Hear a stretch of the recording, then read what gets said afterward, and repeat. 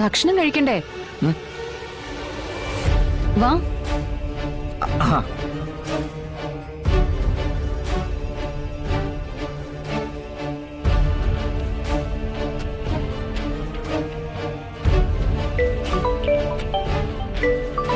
എന്താ രണ്ടുപേരും മുറ്റത്ത് തന്നെ നിൽക്കുന്നേ?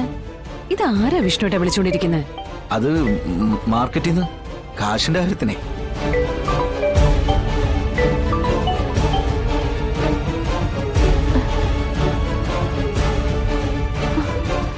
ഇവനിതെന്താ പറ്റിയേ?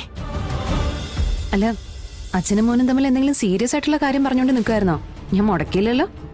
ഞാൻ ഇവനോട് ചോദിക്കായിരുന്നു മോളെ, ഇവൻ ഏതെങ്കിലും നാടകത്തിൽ അഭിനയിച്ചൂടെ എന്ന്.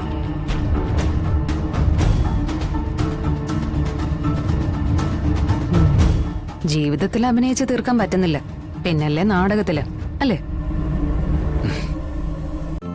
ഇന്ന് തന്നെ ഡൗൺലോഡ് ചെയ്യൂ.